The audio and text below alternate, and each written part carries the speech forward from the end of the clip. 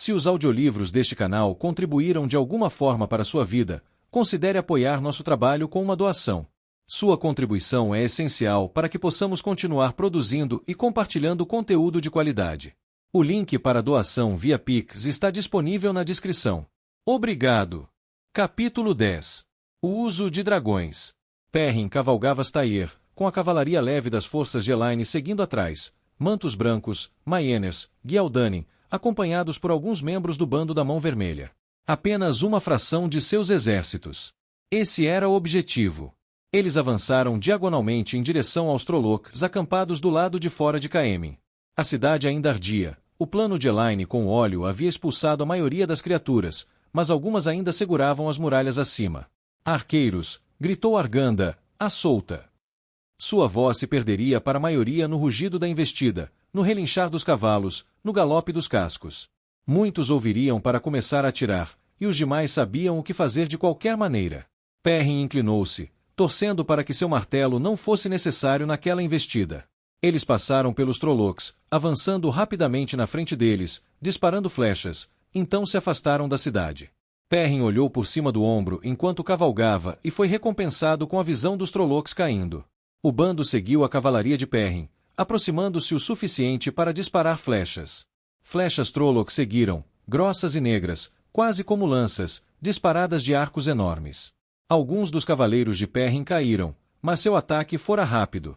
Os Trollocs não se afastaram de sua posição fora dos muros da cidade. Os cavaleiros diminuíram o passo, e Arganda se aproximou de Perrin, observando por cima do ombro dele. Eles ainda não estão cobrando, disse Arganda. Então, vamos atacá-los de novo, disse Perrin. Até que eles se quebrem. Nossos ataques continuam, Majestade, disse o mensageiro, cavalgando por um portal aberto por duas parentes até onde Elaine acampava na floresta. Lorde Olhos Dourados manda recado, eles continuarão durante o dia, se necessário. Ela sentiu, e o mensageiro cavalgou de volta pelo mesmo caminho que viera. A floresta Brain dormia, as árvores nuas, como se estivesse no inverno. Dá muito trabalho repassar informações para mim, disse Elaine, insatisfeita. Gostaria que pudéssemos ter feito aqueles terangreal funcionarem. A Vienda disse que um deixa ver a distância, e outro fala dessa maneira. Mas o desejo e a carência fazem os pés tropeçarem, como diz Line. Ainda assim, se eu pudesse ver a luta com meus próprios olhos. Birgitte não disse nada. Olhando para frente, a guardiã de cabelos dourados não deu o menor sinal de ter ouvido o comentário. Afinal, disse Elaine, eu sei me defender, como já provei em diversas ocasiões. Nenhuma resposta. Os dois cavalos caminhavam suavemente um ao lado do outro, com os cascos na terra macia.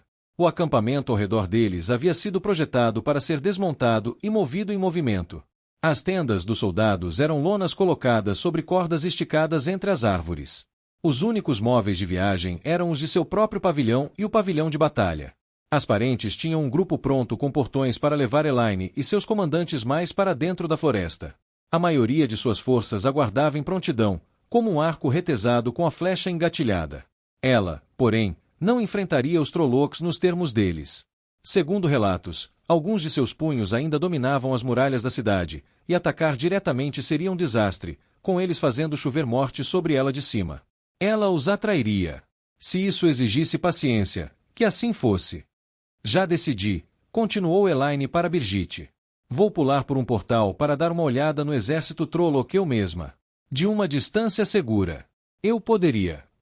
Birgitte enfiou a mão por baixo da blusa e tirou o medalhão de cabeça de raposa que usava, uma das 3 cópias imperfeitas que Elaine fizera.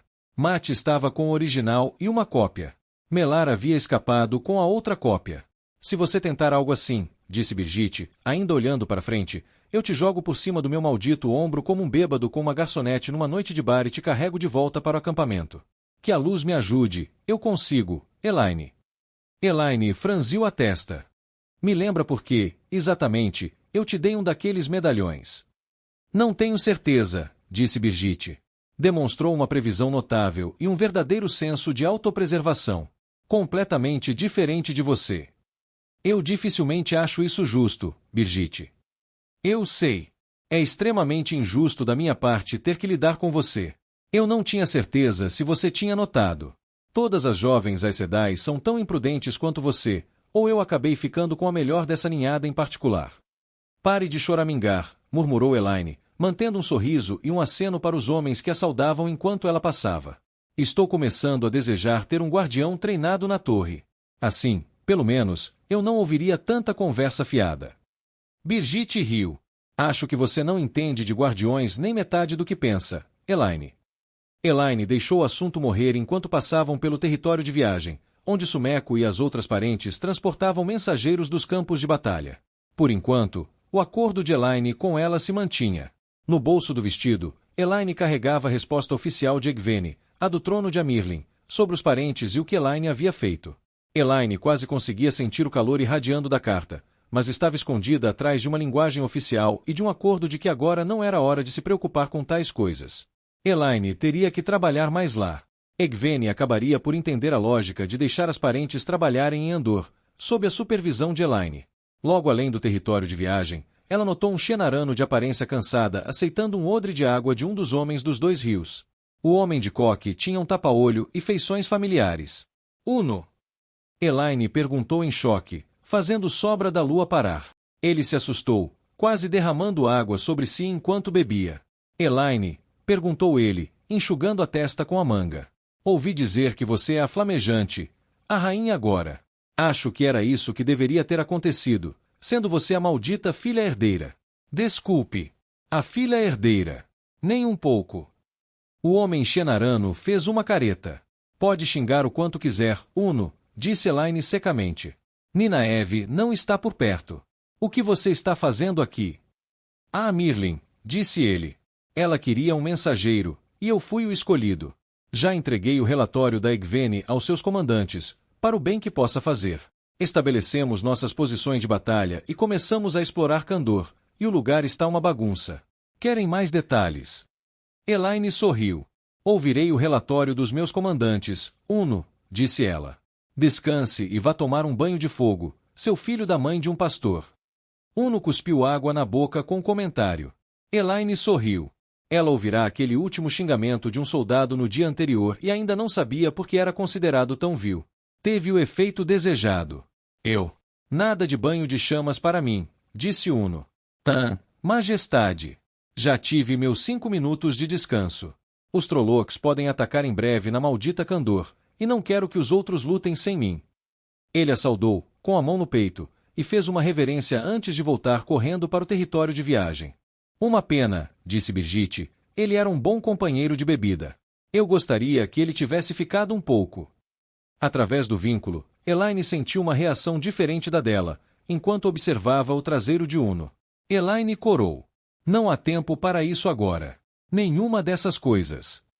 Só dando uma olhada, disse Brigitte inocentemente. Acho que deveríamos ir ouvir os relatórios dos outros campos de batalha. Deveríamos, disse Elaine firmemente. Brigitte não expressou sua irritação, mas Elaine podia senti-la. Brigitte odiava planejar batalhas, algo que Elaine achava estranho em uma mulher que havia lutado em milhares de batalhas, uma heroína que salvara inúmeras vidas em alguns dos grandes momentos da história. Chegaram ao pavilhão de batalha, uma das poucas tendas de tamanho real que o exército carregava. Lá dentro, ela encontrou Bashere conferenciando com vários comandantes, Abel Calton, Galene e Tron, o segundo em comando dos Mantos Brancos. O próprio Galad, assim como Perrin, estava com as forças em Caemlyn. Elaine achou Tron surpreendentemente agradável, muito mais do que o próprio Galad. Bem, ela perguntou. Majestade, disse Tron, curvando-se. Ele não gostou do fato de ela ser uma Aes Sedai, mas escondeu bem. Os outros na sala saudaram, mas Bashere apenas acenou amigavelmente e apontou para seus mapas de batalha. Relatórios de todas as frentes chegaram, disse Bashere. Refugiados de Kandor estão afluindo para Mirlin e seus soldados, e isso inclui um bom número de guerreiros. Soldados domésticos ou guardas mercantes, em sua maioria. As forças do Lorde Turalde ainda guardam o Lorde Dragão antes de avançar para Shayol Ghul. Bashere coçou o bigode. Assim que entrarem naquele vale, não haverá mais como recuar. E o exército da fronteira? Perguntou Elaine. Esperando, disse Bashere, apontando para outro mapa, mostrando Shienar. Elaine se perguntou, distraidamente, se Uno desejava estar lutando com o resto de seu povo na fenda. O último mensageiro disse que eles temiam ser subjugados e estavam considerando uma retirada controlada. Elaine franziu a testa. As coisas estão tão ruins assim por lá? Era para aguentar até eu acabar com os Trollocs em Andor e me juntar a eles. Era esse o plano. Era mesmo, concordou Basheri. Você vai me dizer que um plano, na guerra, dura apenas até a primeira espada ser desembainhada, disse Elaine. Ou talvez até a primeira flecha cair. Primeira lança levantada, disse Basheri baixinho. Eu sei disso, disse Elaine, apontando o dedo para o mapa. Mas também sei que Lord Agelmar é um general bom o suficiente para segurar um bando de Trollocs, especialmente com os exércitos da fronteira lá para apoiá-lo. Eles estão resistindo por enquanto, disse Basheri. Mas ainda estão sendo fortemente pressionados. Ele ergueu a mão em resposta à objeção dela. Sei que você está preocupada com uma retirada, mas aconselho que não tente se impor a Agelmar. Ele merece sua reputação de grande capitão e está lá, enquanto estamos longe. Ele saberá o que fazer. Ela respirou fundo. Sim, você tem razão. Veja se Egwene pode enviar tropas para ele. Enquanto isso, precisamos vencer nossa batalha aqui rapidamente. Lutar em 4 frentes esgotaria os recursos rapidamente. Elaine não só tinha terreno familiar para lutar, como também as melhores probabilidades. Se os outros exércitos conseguissem se manter firmes enquanto ela obliterava os Trollocs em Andor, ela poderia se juntar a Lan e a Agelmar e transformar o desfiladeiro de um impasse em uma vitória. A partir daí, ela poderia reforçar Egwene e reconquistar Kandor. O exército de Elaine era o eixo central de toda a operação. Se ela não vencesse em Andor, os outros exércitos não teriam reforços. Lan e Ituralde definhariam, perdendo guerras de atrito. Egwene poderia ter uma chance, dependendo do que a sombra lançasse em sua direção. Elaine não queria descobrir. Precisamos que os Trollocs nos ataquem, disse ela. Agora. Basheri assentiu. Aumentem a pressão, disse Elaine. Atinjam-nos com ondas constantes de flechas. Deixem claro que, se não atacarem, vamos esmagá-los até a exaustão. E se eles simplesmente recuarem para a cidade? Perguntou Tron. Os incêndios estão se apagando. Então, gostem ou não, vamos trazer aqueles dragões para começar a nivelar Caemlyn. Não podemos esperar mais. Androl lutava para se manter acordado. A bebida que lhe deram o deixava sonolento. Qual era o propósito disso? Algo a ver com canalização, pensou Androl, atordoado. O poder único estava perdido para ele, embora não houvesse escudo. Que tipo de bebida poderia fazer isso com o homem? O pobre Emarim jazia chorando em suas amarras. Ainda não haviam conseguido transformá-lo, mas, com o passar das horas, ele parecia cada vez mais perto de se quebrar. Androl se espreguiçou, torcendo a cabeça. Mal conseguia distinguir os 13 homens que Taim usará para o processo. Eles estavam curvados, sentados ao redor de uma mesa na sala escura. Estavam exaustos. Androl se lembrou de Taim gritando no dia anterior. Ele criticou os homens, alegando que o trabalho deles era muito lento. Eles haviam gastado muita força nos primeiros homens e mulheres que transformaram, e agora aparentemente estavam tendo mais dificuldades. Pevara dormiu. O chá a havia deixado inconsciente. Eles o deram para Androl depois dela, mas quase como uma reflexão tardia.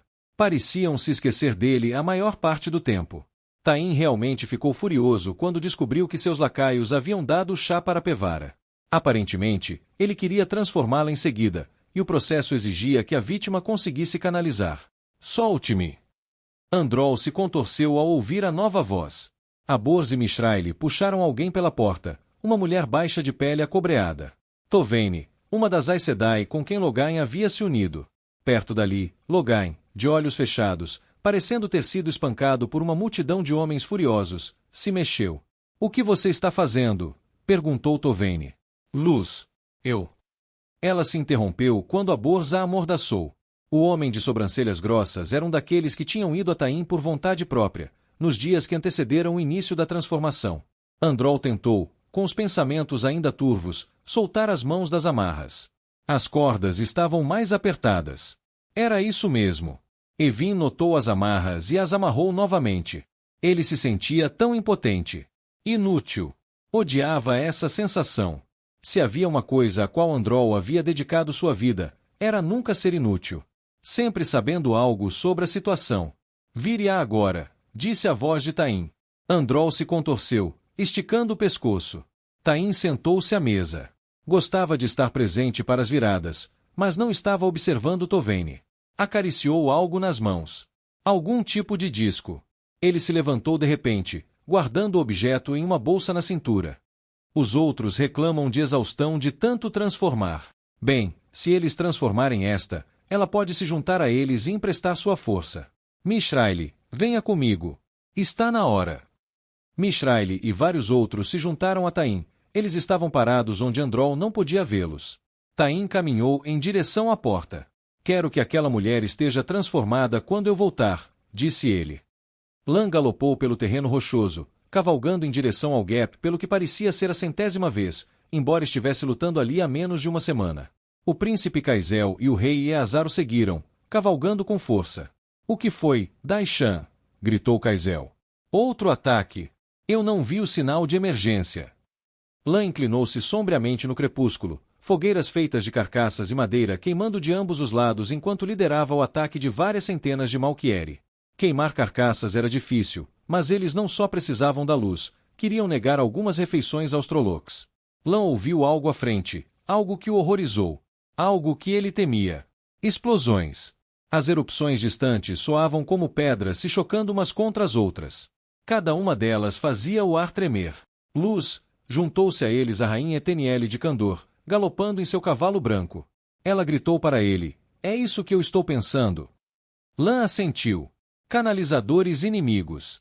Eteniele chamou sua comitiva, gritando algo que ele não entendeu. Era uma mulher roliça, um tanto matronal para uma fronteiriça. Sua comitiva incluía Lord Balderi, seu portador da espada, e o grisalho Calian Hansen, seu novo marido. Eles se aproximaram do desfiladeiro, onde guerreiros lutavam para conter as feras. Um grupo de cavaleiros Kandori, perto das fogueiras na frente, foi repentinamente lançado ao ar. Lord Mandragora. Uma figura de casaco preto acenou para eles. Narisma se apressou, acompanhado de sua Aes Sedai. Lan sempre tinha um canalizador na linha de frente, mas havia dado ordens para que não lutassem. Ele precisava deles descansados para emergências. Como esta? Canalização? Perguntou Lan, desacelerando Mandab. Senhores do medo, Daishan, disse Narisma, ofegante. Talvez até 2 dúzias. 20 ou mais canalizadores, disse Agelmar. Eles vão nos atravessar como uma espada atravessa um cordeiro. Lan olhou para a paisagem amarga, outrora sua terra natal. Uma terra natal que ele nunca conhecera. Ele teria que abandonar Malquier. Admitir isso era como ter uma faca se contorcendo dentro dele, mas ele o faria. Você tem sua retirada, Lord Agelmar, disse Lan. Narisma, vocês, canalizadores, podem fazer alguma coisa. Podemos tentar cortar as tramas deles do ar se cavalgarmos perto o suficiente, disse Narisma. Mas isso será difícil, talvez impossível, com eles usando apenas faixas de fogo e terra. Além disso, com tantos do lado deles, bem, eles vão nos atacar. Receio que seríamos abatidos. Uma explosão próxima abalou a terra, e Mandarb empinou, quase jogando Lan no chão. Lan lutou contra o cavalo, quase cego pelo clarão. Daishan! Gritou Narisma. Lan piscou para afastar as lágrimas dos olhos. Vá até a rainha Elaine, berrou Lan. Traga canalizadores de volta para cobrir nossa retirada. Seremos cortados em pedaços sem eles. Vá, cara! Agelmar gritava a retirada, trazendo arqueiros para mirar nos canalizadores e obrigá-los a se esconder. Lan desembainhou a espada e galopou para trazer os cavaleiros de volta. Que a luz nos proteja, pensou Lan, gritando até ficar exausto e recuperando o que podia de sua cavalaria. A fenda estava perdida. Elaine esperou nervosamente dentro da floresta Brain. Era uma floresta antiga, do tipo que parecia ter alma própria. As árvores centenárias eram seus dedos nodosos, estendendo-se da terra para sentir o vento. Era difícil não se sentir pequena em uma floresta como Brain. Embora muitas árvores estivessem nuas, Elaine sentia milhares de olhos a observando das profundezas da floresta. Ela se pegou pensando nas histórias que lhe contavam quando criança, histórias de que a floresta era cheia de bandidos, alguns bons, outros com corações tão perversos quanto os dos amigos das trevas. Na verdade, Elaine pensou, lembrando-se de uma das histórias. Virou-se para Birgitte. Você não liderou um bando de ladrões para fora desta floresta. Birgitte fez uma careta. Eu esperava que você não tivesse ouvido essa. Você roubou a rainha de Aldechar, disse Elaine. Fui muito educada, disse Birgitte. Ela não era uma boa rainha. Muitos alegaram que ela não era rainha por direito. É o princípio. Foi exatamente por isso que eu fiz isso. Birgitte franziu a testa. Pelo menos, eu acho que foi. Elaine não insistiu no assunto. Birgitte sempre ficava ansiosa quando lembrava que suas memórias de vidas passadas estavam desaparecendo. Às vezes, ela não tinha nenhuma lembrança de suas vidas passadas. Outras vezes, certos incidentes voltavam à tona, apenas para desaparecer no momento seguinte. Elaine liderava a retaguarda, que, em teoria, causaria a maior parte dos danos ao inimigo. Folhas secas estalaram quando um mensageiro sem fôlego chegou do território da viagem. Vinde Caemen, majestade, disse a mulher, balançando o arco em sua montaria. Lord Aibara enfrentou os Trollocs com sucesso. Eles estão a caminho. Luz, eles morderam a isca, disse Elaine. Agora, vamos nos preparar. Vá descansar, você vai precisar de todas as suas forças em breve. O mensageiro assentiu e partiu a galope. Elaine transmitiu as últimas notícias a Talmanes, ao Zael e a Tan Altor. Ao ouvir algo na floresta, Elaine levantou a mão, interrompendo o relato de uma guarda. Sombra da Lua avançou, ansiosa, passando pelos homens agachados no mato ao redor de Elaine. Ninguém falou. Os soldados mal pareciam respirar. Elaine abraçou a fonte. O poder a inundou, e com ele a doçura de um mundo se expandiu. A floresta moribunda parecia mais colorida sob o abraço de Saidar. Sim, havia algo subindo pelas colinas ao longe. Seus soldados, milhares deles, chicoteando cavalos até a exaustão, aproximavam-se rapidamente da floresta. Elaine ergueu a luneta para distinguir a massa retorcida de Trollocs perseguindo-a como ondas negras inundando uma terra já sombreada. Finalmente! Exclamou Elaine. Arqueiros, à frente! Os homens dos dois rios saíram da floresta à sua frente, formando-se logo após a linha das árvores. Era uma das menores forças do seu exército, mas se os relatos sobre suas proezas não fossem exageros, seriam tão úteis quanto uma força comum de arqueiros 3 vezes maior que eles. Alguns dos homens mais jovens começaram a preparar flechas para os arcos. Esperem! Gritou Elaine. Aqueles são os nossos homens vindo em sua direção. Tan e seus líderes repetiram a ordem. Os homens abaixaram os arcos nervosamente. Majestade, disse Tan, montando em seu cavalo. Os rapazes conseguem acertá-los a esta distância. Nossos soldados ainda estão muito perto, disse Elaine. Precisamos esperar que eles se afastem para os lados. Perdão, minha senhora, disse Tan. Mas nenhum homem de 2 rios erraria um tiro como este.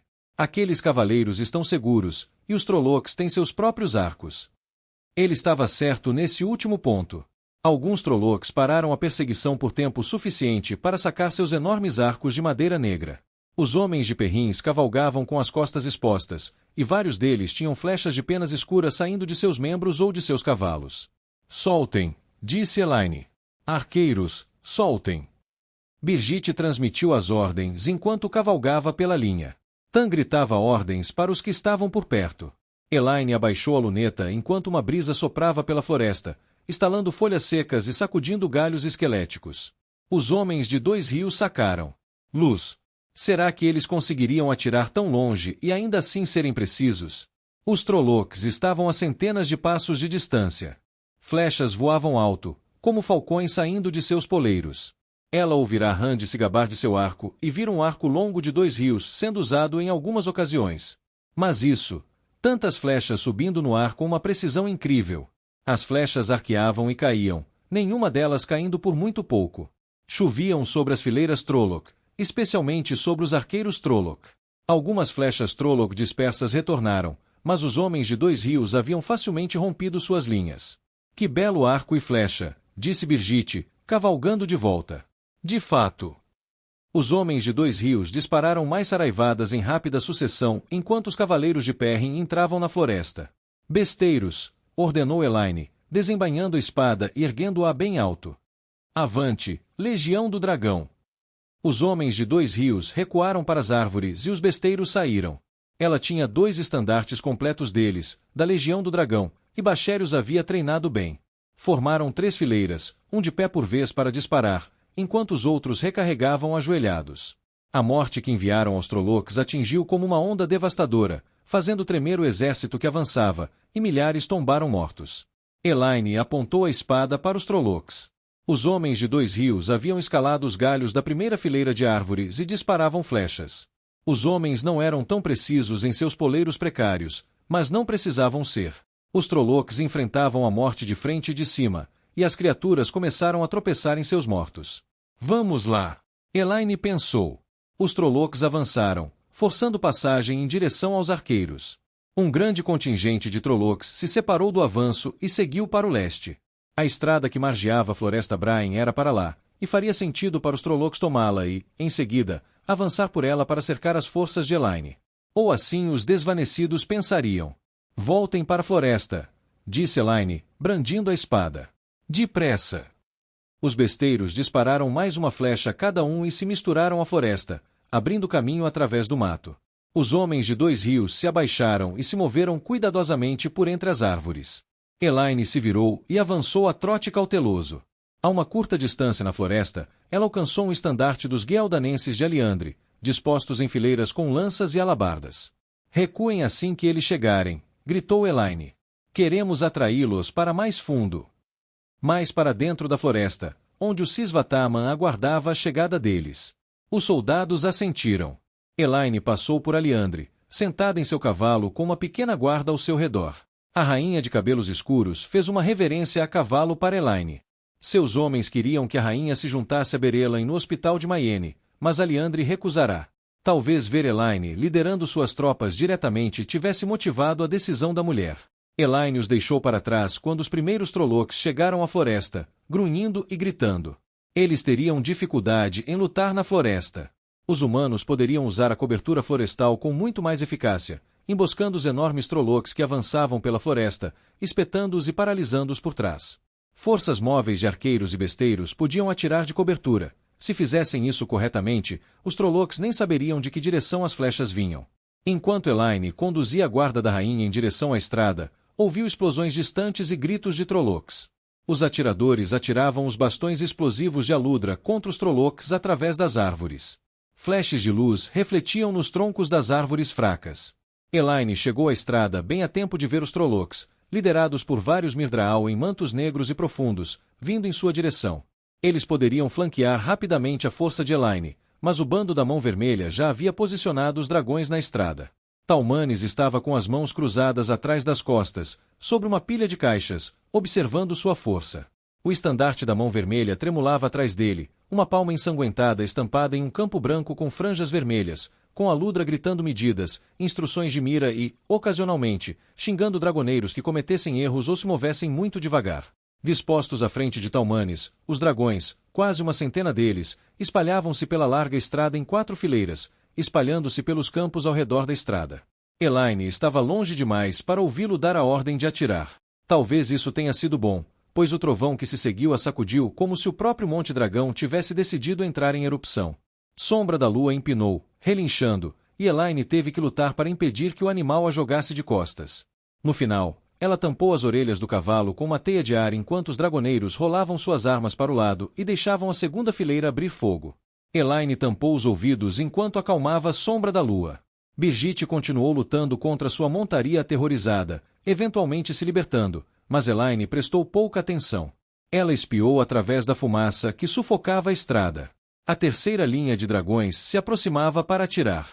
Apesar de ter os ouvidos tapados, ela sentiu a explosão sacudir o chão e as árvores. A quarta rajada veio em seguida, sacudindo-a até os ossos. Elaine inspirou e expirou, acalmando o coração, esperando a fumaça se dissipar. Primeiro, ela avistou Talmanes, de pé. A primeira linha de dragões havia retornado ao seu lugar, recarregada. As outras 3 fileiras recarregavam apressadamente, colocando pólvora e as grandes esferas de metal no lugar. Uma brisa forte vinda do oeste dissipou a fumaça o suficiente para que ela pudesse ver. Elaine ofegou suavemente. Milhares de Trollocs jaziam em pedaços fumegantes, muitos completamente arrancados da estrada. Braços, pernas, fios de cabelo grosso, pedaços jaziam espalhados em buracos no chão com 2 passos de largura. Onde antes havia milhares de Trollocs, restavam apenas sangue, ossos quebrados e fumaça. Muitas árvores haviam sido despedaçadas em troncos estilhaçados. Do Mirdraal que estivera na frente, não havia sinal algum. Os dragoneiros abaixaram seus bastões de fogo, sem disparar suas munições recarregadas. Alguns Trollocs sobreviventes perto do fundo se afastaram para dentro da floresta. Elaine olhou para Birgitte e sorriu. A guardiã observava, solene, enquanto várias guardas corriam para perseguir seu cavalo. E então? Perguntou Elaine, destampando os ouvidos. Eu acho, disse Birgitte. Essas coisas são confusas, e imprecisas, e extremamente eficazes. Sim, disse Elaine orgulhosamente. Birgitte balançou a cabeça. O cavalo Flair foi devolvido a ela, e ela montou novamente. Eu costumava pensar que um homem e seu arco eram a combinação mais perigosa que esta terra jamais conheceria, Elaine. Agora, como se não bastasse que os homens canalizem abertamente e os Seanchan usem canalizadores em combate, nós temos essas coisas. Não gosto do jeito que isso está indo. Se um garoto com um tubo de metal consegue destruir um exército inteiro. Você não vê, disse Elaine. Não haverá mais guerra. Nós venceremos, e haverá paz, como Rand pretende. Ninguém além de Trollocs entraria em batalha, sabendo que enfrentariam armas como essas. Talvez, disse Birgitte. Ela balançou a cabeça. Talvez eu tenha menos fé na sabedoria das pessoas do que você. Elaine fungou, erguendo a espada para Talmanes, que sacou a sua e a ergueu de volta. O primeiro passo para destruir aquele exército Trolloc havia sido dado.